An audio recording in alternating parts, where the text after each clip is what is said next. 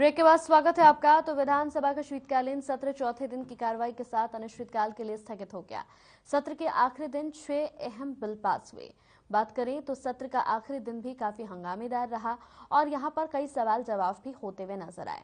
आपको बता दें कि विपक्ष ने जहां एक तरफ सरकार पर सवाल कई दागे, तो वहीं दूसरी ओर संबंधित मंत्रियों ने भी सभी सवालों के एक एक करके जवाब दिए।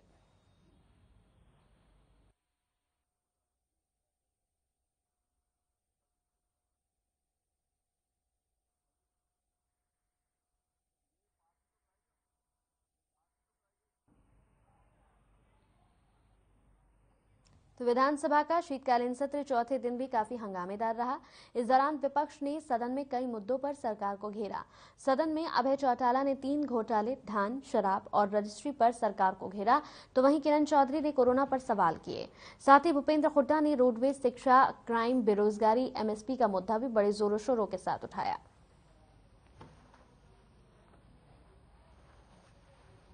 दिसंबर 2021 प्रातः जो आम आदमी के लिए क्या है, रोडवेज का साधन है।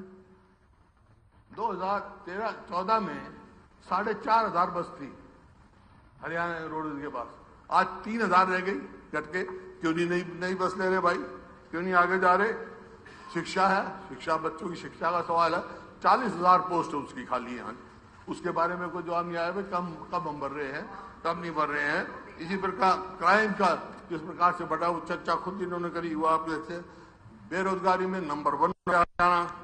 जल भराव, कल बात हुई थी, कितने आदमियों को कंपनसेशन दिया, कितना मिला कंपनसेशन, उसका कोई हमारे को जवाब, यहाँ तो तसल्लीबख्श जवाब नहीं मिला।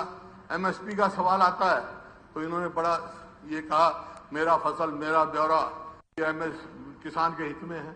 मैं समझता हूँ ये किसान को सुविधा देने का नहीं है, ये किसान की समस्या पैदा करने का है। क्या नतीजा निकला ऐसा किसान से, जिसकी 40 क्विंटल पैदावार है उसको कोटा बांध देते हैं कि 25 क्विंटल मेरी, और 4 agency, agriculture department, revenue department, हर सेक्ट, जब वो वेरीफाई करेंगे, क्रॉप वेरिफिकेशन का इतना कॉम्प्लिकेटेड सिस्टम, तो किसान क्या करेगा?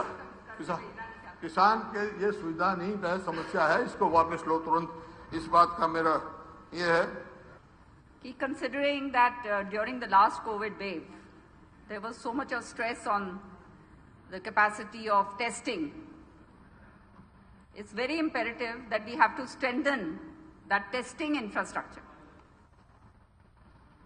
So what kind of medical facilities with X-ray machines, laboratory with RT-PCR testing facilities, radiologists, medical and paramedical staff are you giving in rural areas in a cluster approach? I would like you to answer that. क्या लाएगा पहली और दूसरी लहर के दौरान, lockdown के अंदर 3 बड़े घोटाले हुए। मुख्यमंत्री जी, आपने ये बात स्वीकार करी थी कि घोटाले हुए। एक घोटाला हुआ था शराब का, एक घोटाला हुआ था रजिस्ट्री का, और एक घोटाला हुआ था धान का। उन तीनों की रिपोर्ट भी आप पटल पे रख दो। ये धान घोटाला, धान का भी हुआ था, धान के इलावा आपका रजिस्ट्री का हुआ था। ये बातें अखबार में। तो विधानसभा के शीतकालीन सत्र का चौथा दिन काफी हंगामेदार रहा, जहां विपक्ष ने सरकार को एमएसपी, पेंशन, कोविड, धान घोटाले समेत कई अहम मुद्दों पर घेरा और सीएम मनोहर लाल ने सभी सवालों के जवाब दिए। क्या कुछ कहा, चलिए आपको सुनवाते हैं। हाँ पक्ष की जीत हुई, हाँ पक्ष की जीत हुई। 1.5 लाख परिवार हमारे ध्यान में ऐसा आ गया जिनकी वार्षिक आय 1 लाख रुपए से कम है, सिर्फ 60,000।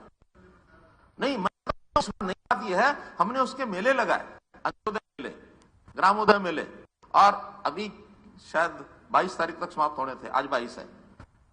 आज उसका कहीं ना कहीं लगा होगा आखिरी, या कोई बचा होगा तो 1-2 दिन में और हो जाएगा।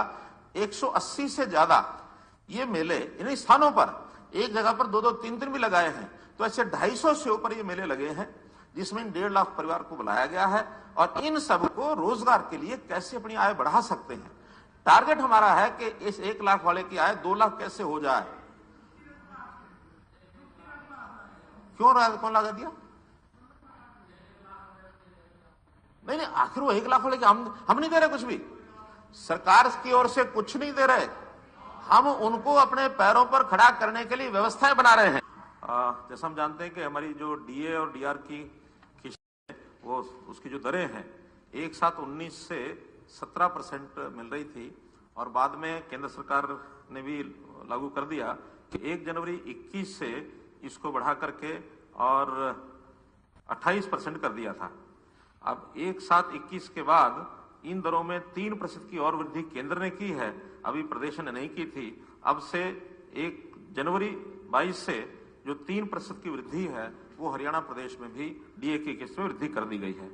इसी प्रकार दूसरा जो कंट्रीब्यूशन पेंशन में पहले 10% होता था, केंद्र ने भी उसको 10 की बजाय 14% कर दिया है। उसी गवर्नमेंट ऑफ इंडिया के पैटर्न पर हरियाणा ने भी अब उसको 10 के स्थान पर 14% उसमें अपना योगदान करने का ये निर्णय लिया है। शिक्षा में बाजरा खराब हुआ, अब बाजरा खराब हुआ तो बाजरा खरीदने के भी पैरामीटर हैं। उस पैरामीटर पर अगर हम खरीदते तो खरीद तो बहुत कम होती, हम सरकारी खरीद कर भी लेते 2250 पर, तो खरीद तो 1 लाख 2 लाख मीट्रिक टन से ज्यादा नहीं होने वाली थी। लेकिन बाकी जो 3-3.5 लाख मीट्रिक टन है वो खरीदा इसलिए नहीं जाता कि उसकी क्वालिटी डाउन है, और क्वालिटी डाउन होने के बाद जो तो ठीक है वो तो 2250 में बिकता, खराब बाजरा वही 1100-1200 में बिकता, इससे ऊपर बिकता नहीं। हमें आखिर में निर्णय ये लिया कि किसी का खराब हो चाहे अच्छा हो, हर एक को 600 रुपया दे दो। आज जिनका बाजरा कमजोर था, खराब था, वो इतने प्रसन्न है कि हमारा खराब बाजरा भी 12 के बजाय 1800 रुपया घर में मिल गया हमको। और ठीक बाजरा था उसमें भी जिन्होंने उसमें बेचा बहुत कम, 1-1.5 लाख मीट्रिक टन से ज्यादा, ये भी मंडी का एक रिकॉर्ड है, ये दिलवा देंगे, ज्यादा इस सीजन में 1.5 लाख मीट्रिक टन बाजरा ही आया होगा। कि लोगों ने घर अच्छा है, हमने भी कहा कि बाद में बेच सकते, महंगा हो जाएगा। आज बाजरा 1900 रुपया क्विंटल है, 600 रुपया सरकार से ले गए, 25 रुपया का भाव उनको मिल रहा है। प्रश्न है कि विधेयक पारित किया जाए। जो इस प्रस्ताव के पक्ष में है वे कृपया हाँ कहें, जो इस प्रस्ताव तो पंजाब सरकार की ओर से कर्मचारियों को एक चिट्ठी यहां पर जारी की गई है जिसमें उन्हें अपने वैक्सीनेशन सर्टिफिकेट की डिटेल देने को कहा गया है, क्योंकि बिना उसके उनकी सैलरी नहीं बन पाएगी। पंजाब सरकार की ओर से दी गई जानकारी में कहा गया कि IHRMS पोर्टल में कर्मचारियों की वैक्सीनेशन डिटेल भी यहां पर मैंडेटरी हो चुकी है, जिसमें अगर कर्मचारियों ने दोनों वैक्सीनेशन लगा ली है तो दोनों की डिटेल्स, और अगर सिंगल डोज लगवाई है तो उसकी डिटेल अपलोड करनी होगी, और अगर वैक्सीनेशन नहीं लगवाई है तो उस स्थिति में कर्मचारियों की सैलरी नहीं बन पाएगी।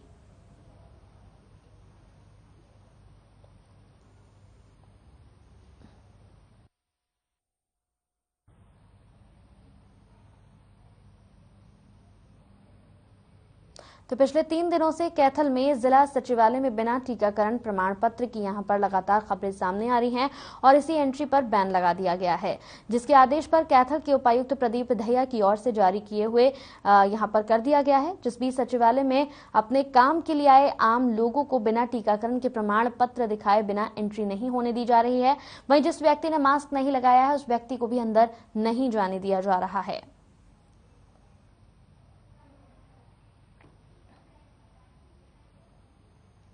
चलिए इसी के साथ इस बुलेटिन में मेरे साथ इतना ही। नमस्कार।